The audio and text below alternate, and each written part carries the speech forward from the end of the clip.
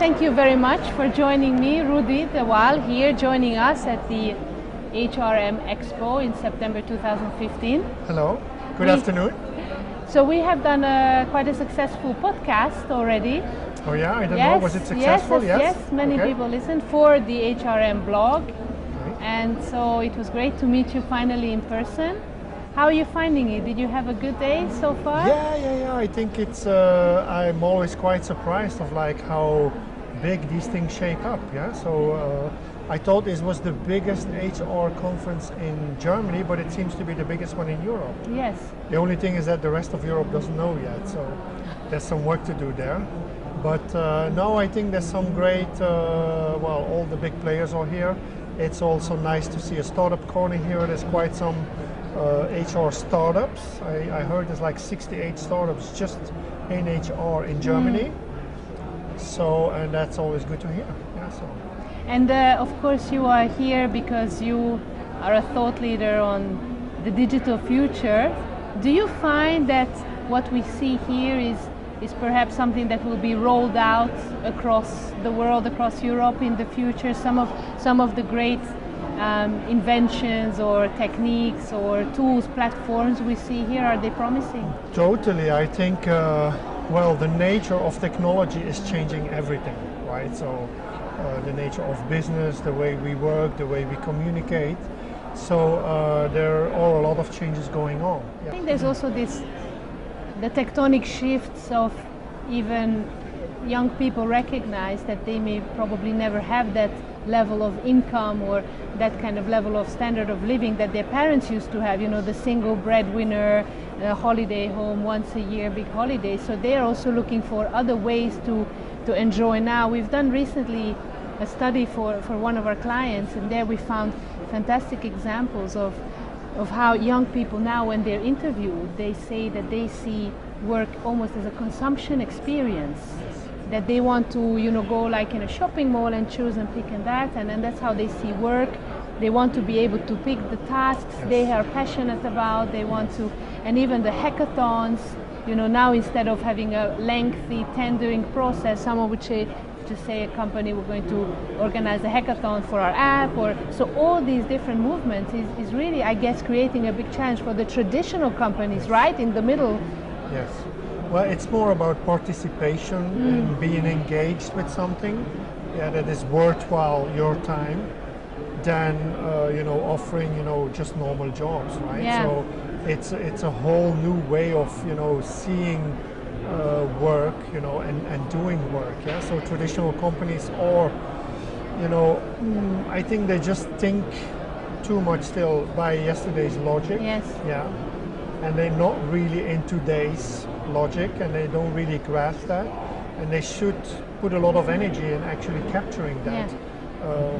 But there is a total new generation and way of, you know, a total new movement and way of doing things. Yeah. So we see that there are these young startups, right, that already started up in a democratic digital platforms, millennial mindset.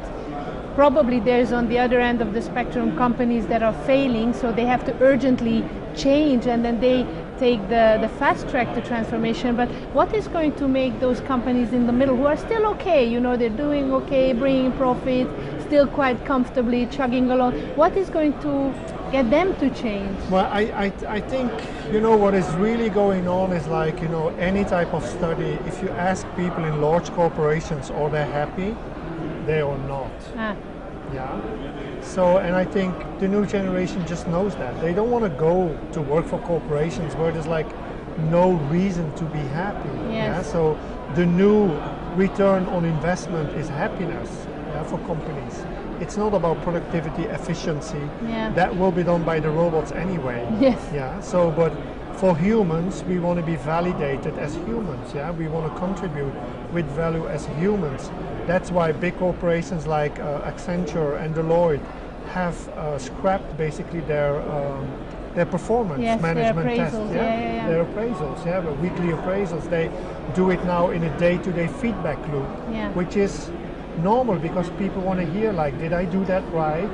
Am I going in the right direction? You know, it's a constant improving process. Yes. Yeah, so, and then I think that creates a whole different landscape, yeah. And then on the other hand, it's true that we will never have the security that has been created the last 3-4 decades. Yeah, we're going in a very or in a more in a world where there's going to be more flexibility demanded by everyone, not only companies and organizations, but also individuals. Yes. We will have to school again, we have to train again, we'll have to learn new things, we'll have to force ourselves to learn new things because the pace of innovation and change is so fast. Yes. Yeah? So,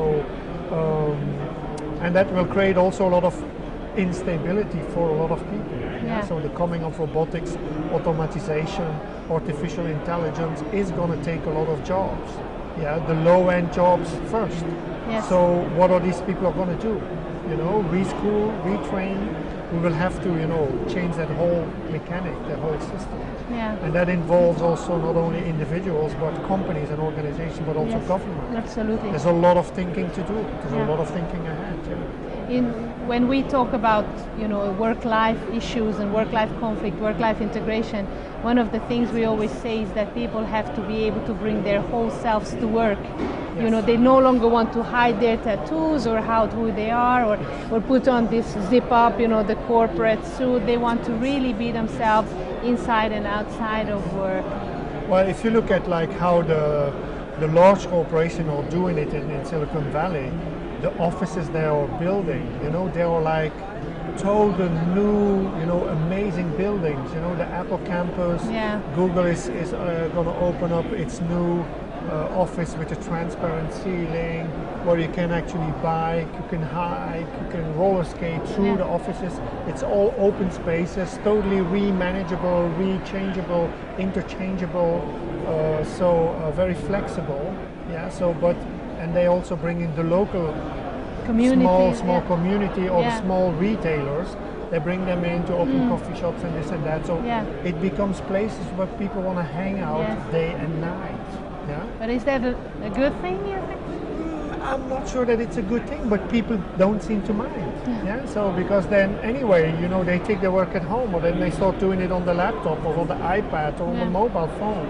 So the flexibility is there anyway. So people will not be measured anymore on like the working hours, I think. No. But it will be on, results and then performance, objectives, do we reach these objectives, but then more and more also purpose is more important. Yes. Yeah, so do I really want to work for this? Am I passionate about this? Can I have this extra, of energy that I don't have to think in hours? Yeah, so, which of course is a whole different mindset, but that is what's happening in the startup world, right? So they don't calculate their hours. Maybe they work 60 hours and it doesn't feel like 60 hours. Yeah. Of course, there's a lot of issues with that, especially then when you start raising families. Yeah, so then there's a whole different logic going on. It's difficult to have the boundaries then, even these large corporations are responding to that by, setting up kindergartens in their offices. Yeah. So they create facilities, so it becomes easier for people to manage also these things. Because now, let's be fair about it, it's just a running race, running with your kids, school run, then kindergarten, shopping. It's just like, it's robotic work. Yes. Yeah, there's not much of enjoyment anymore in like just running around with your kids everywhere. So there has to be a different way, right? So I think every generation tries to find a better way to improve what's already there, and I think that's fine. So Rudy, I would like to ask you, a CEO, how can they harness the digital opportunities that are now? You mean startup CEO or large corporation? I would be more interested in existing large corporations. Well, I think the first thing to do is like open up, open your eyes, and listen to what is happening around you, in the startup community. So partner with startups, co-innovate, set up programs that you can learn and co-innovate with them. Many large corporations are already doing that in a way of creating accelerator programs, incubator programs, or mentoring programs so they can learn from each other. And I think another important thing is that every company that takes itself serious in the digital age needs a futurist. Yeah? You need to be aware of what is coming to you. Yeah?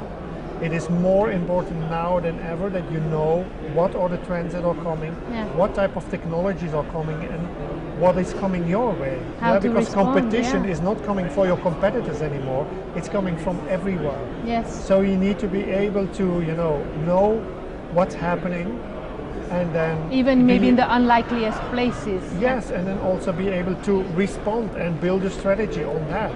And then do a thoughtful exercise of like, how is it with your company? What is your purpose? Where do you want to go? How do you want to act in that digital economy? Yeah. How are you going to create value? Yeah. How is your business model is going to be? So all that is linked to that. Yeah. So, but you first need to know what are you going to do? What's your purpose in that future? And for that, you need to understand the future at least a little bit. Yeah. So. Great, thank you very much. Thank you very much for watching. Don't forget to go on our website, www.worklifehub.eu. You can sign up to our blog and our updates, and also look out for more videos on this channel. Thank you. Thank you very much.